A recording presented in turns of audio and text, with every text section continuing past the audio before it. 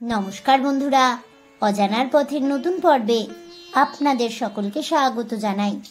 বন্ধুরা, আজ শ্রাবণ পবিত্রারোপিণী বা শ্রাবণ পুত্রদা একাদশী ব্রত।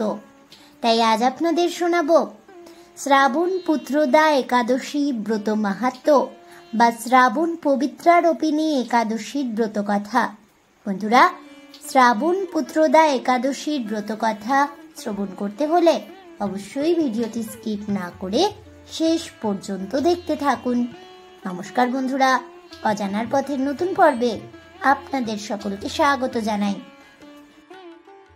সূর্যের কর্কট রাশিস্থ বৈষ্ণবীয় শ্রীধর বৈদিক নভস ও বাংলা নাম অনুসারে শ্রাবণ মাসের শুক্লপক্ষের একাদশী তিথিকে পবিত্রারোপিণী একাদশী তিথি বলা হয়। অর্থাৎ সংক্ষেপে বলতে গেলে শ্রাবণ মাসের শুক্লপক্ষের একাদশী তিথিকে পবিত্রারোপিণী একাদশী বা শ্রাবণ পুত্রদা একাদশী তিথি বলা হয়। এই একাদশী পবিত্রারোপিণী একাদশী, পুত্রদা একাদশী, পদ্ম একাদশী, শ্রাবণ পুত্রদা একাদশী নামেও জগতে প্রসিদ্ধ। এই একাদশী বাংলা ক্যালেন্ডারে শ্রাবণ ভাদ্র মাসে পালন করা হয়। ইংরেজি ক্যালেন্ডারে এটি জুলাই আগস্ট মাসের মধ্যে থাকে। শ্রাবণ মাসের শুক্লপক্ষের একাদশী তিথিকে পবিত্রা একাদশী বলা হয়। আভিধানিক সূত্রে বলা যায়, পু ধাতুগত শব্দ থেকে পবিত্র, পবিত্রা ইত্যাদি বহু শব্দের সৃষ্টি হয়েছে, যেখানে এই পুয়ের অর্থ হলো সংশোধন করা, সংস্কার করা ইত্যাদি। আর পবিত্রা শব্দের অর্থ হলো সূচি, তুলসী বৃক্ষ, হরিদ্রা, বিষ্ণুভার্যা, যজ্ঞে ব্যবহৃত কুশদয় ইত্যাদি। বিশেষ অর্থে বলা হয়, যে একাদশী দেবী তার পদানত ভক্তের মনের বিষয়াসক্ত বাসনাগুলিকে বিশুদ্ধ পরাজ্ঞানের আলোকে পবিত্র করে তোলে, ভগবত পদ লাভের সহায়তা করে থাকেন, তিনি হলেন শ্রী শ্রী পবিত্রা একাদশী দেবী। এই একাদশীর আদিষ্ট দেবতার নাম হল জনার্দন। পৌরাণিক শাস্ত্র অনুসারে জানা যায়, দাপর যুগের প্রারম্ভে মাহিষ্মতিপুরের রাজা মহিজিতের নানা সদ্গুণ থাকা সত্ত্বেও তার মনে বিষয়াসক্তির আধিক্যের জন্য সর্বদা পূর্ণতার অভাব ছিল। তার কারণ নিরূপণের জন্য পাত্রমিত্র সমেত এক সময়ে তিনি তাঁরই রাজ্যের অপর প্রান্তে অবস্থিত লোমশ মুনির আশ্রমে সবিনয়ে পদার্পণ করেন। লোমশ মুনি তখন কিছুক্ষণ ধ্যানস্থ থেকে জানালেন যে পূর্বজন্মে তিনি এক চলমান ব্যবসায়ী ছিলেন এবং তার মন অপসংস্কৃতিতে ভরা ছিল। অর্থাৎ পূর্বজন্মনি বৈশ্যহয়ং ধনহীন নৃশিংসকৃত বাণিজ্য কর্মণি রতৌ গ্রামাদ গ্রামান্তরং ভূষম। উক্ত রাজা সেই সময়ে জল পানার্থে আগত সবৎস গাভীকে তাড়িয়ে গুরুতর পাপ করেছিলেন বলে বর্তমানে রাজার এই দুঃখজনক পরিস্থিতি হয়েছে বলেই উক্ত লোমশ মুনিবর জানালেন।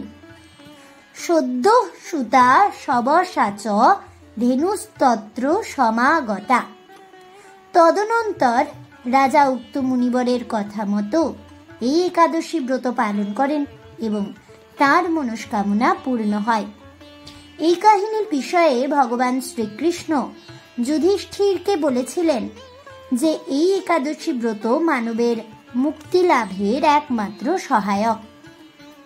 পৌরাণিক আখ্যানটি হল, একদিন মহারাজ যুধিষ্ঠির ভগবান শ্রীকৃষ্ণকে জিজ্ঞাসা করলেন, হে প্রভু, শ্রাবণ মাসের শুক্লপক্ষের একাদশীর নাম কি, তা কৃপা করে আমাকে বলুন।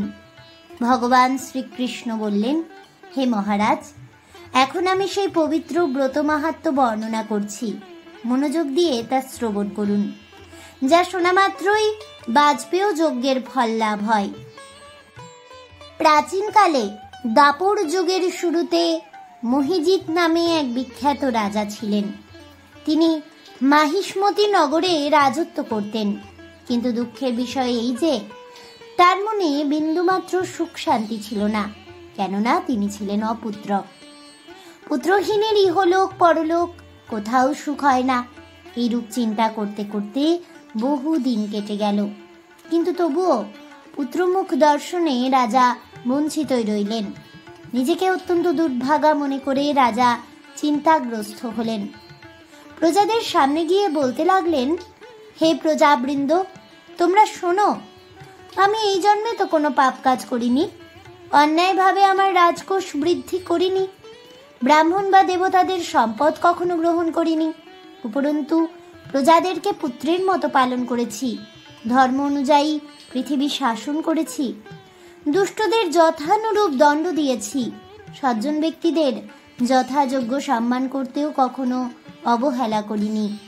তাই হে ব্রাহ্মণগণ, এই প্রকার ধর্মপথ অবলম্বন করা সত্ত্বেও কেন আমার পুত্র লাভ হলো না, তা আপনারা কৃপা করে অনুসন্ধান করুন।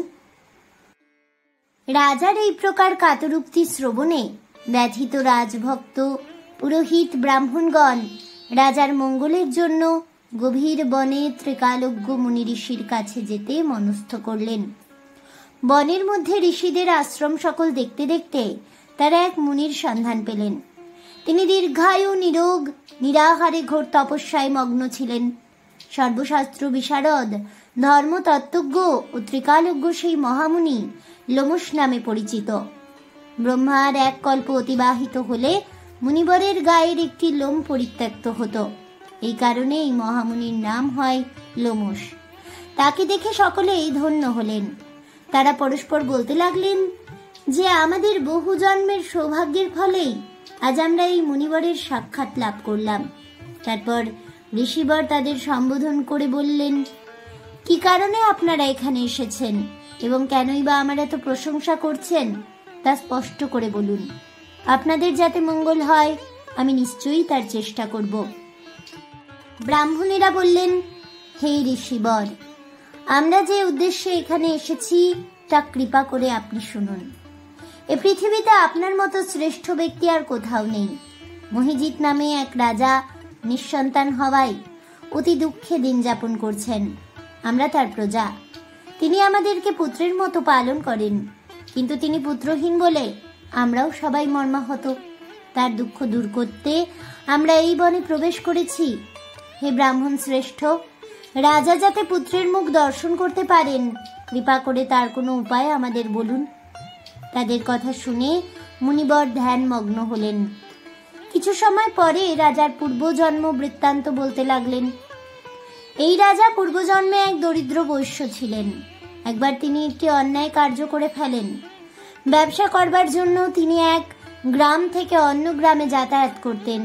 একসময় জ্যৈষ্ঠ মাসে শুক্লপক্ষের দশমীর দিনে কোথাও যাওয়ার পথে তিনি অত্যন্ত তৃষ্ণার্ত হয়ে পড়েন।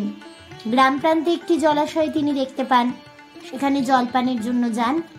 একটি গাভী ও তার বাছুর সেখানে জলপান করছিল। তাদেরকে তাড়িয়ে দিয়ে তিনি নিজেই জলপান করতে লাগলেন। এই পাপ কর্মের ফলে তিনি পুত্র সুখে বঞ্চিত হয়েছেন, কিন্তু পূর্বজন্মের কোনো পুণ্যের ফলে তিনি এই রকম নিষ্কণ্টক রাজ্য লাভ করেছেন। হে মুনিবর, শাস্ত্রে আছে যে পুণ্য দ্বারা পাপ ক্ষয় হয়। তাই আপনি এমন একটি পুণ্যব্রতের উপদেশ করুন যাতে তার প্রারব্ধ পাপ দূর হয় এবং আপনার অনুগ্রহে তিনি পুত্র সন্তান লাভ করতে পারেন। লোমশ মুনি বললেন, শ্রাবণ মাসের শুক্লপক্ষের পবিত্রারোপিণী একাদশী ব্রত অভীষ্ট ফল প্রদান করে। আপনারা যথাবিধি তা সকলে মিলে পালন করুন। লোমশ মুনির উপদেশ শুনে আনন্দ চিত্তে গৃহে প্রত্যাবর্তন করে তারা রাজাকে সে সকল কথা জানালেন। তারপর সকলেই মিলে মুনির নির্দেশ অনুসারে ব্রত পালন করলেন। তাদের সকলের পুণ্যফল রাজাকে প্রদান করলেন। সেই পুণ্য প্রভাবে রাজমহিষী গর্ভবতী হলেন। উপযুক্ত সময়ে বলিষ্ঠ সর্বাঙ্গ সুন্দর এক পুত্র সন্তানের জন্ম দান করলেন। ভবিষ্যোত্তর পুরাণে এই মাহাত্ম্য বর্ণিত হয়েছে। এই ব্রত মাহাত্ম্য যিনি পাঠ বা শ্রবণ করবেন তিনি সমস্ত পাপ থেকে মুক্ত হবেন এবং পুত্র সুখ ভোগ করে অবশেষে এই দিব্যধাম প্রাপ্ত হবেন। যারা ঈশ্বরের চিন্তা ভাবনা নিয়ে ইহলোক এবং পরলোকে আনন্দ পেতে চান তারা এই ব্রত শাস্ত্র অনুযায়ী এবং একনিষ্ঠ ভক্তি ভরে পালন করবেন। কর্তব্যা সুখমিচ্ছুদিভির ইহলোকে পরত্র চ। বিশ্বাস করা হয় যে সঠিক আচার মেনে বিবাহিত দম্পতি যাদের বিয়ের পর দীর্ঘদিন ধরে পুত্র সন্তান হয় না, তারা যদি একাদশী ব্রত পালন করে তাহলে তাদের মনস্কামনা অবশ্যই পূর্ণ হয়। অথ শ্রাবণ পুত্রদা পবিত্রা রূপিণী একাদশী ব্রত কথা, ব্রত মাহাত্ম্য কথা এখানেই সমাপ্ত হলো। পরম পুরুষ ভগবান শ্রী বিষ্ণুর জয় হোক, জয় হোক ভগবান শ্রীহরি শ্রীকৃষ্ণের, জয় হোক পবিত্রা রূপিণী একাদশী ব্রতের সকল হরিভক্তগণের জয় হোক। হরে কৃষ্ণ কৃষ্ণ কৃষ্ণ হরে হরে, হরে রাম রাম রাম হরে হরে, রাধে রাধে। এই বলে আমার আজকের ভিডিওটি আমি এখানেই শেষ করছি। তাহলে বন্ধুরা, শ্রাবণ পুত্রদা একাদশী ব্রত মাহাত্ম্য ব্রত কথা শ্রবণ করে আপনাদের কেমন লাগলো অবশ্যই আমাকে কমেন্টে জানাবেন।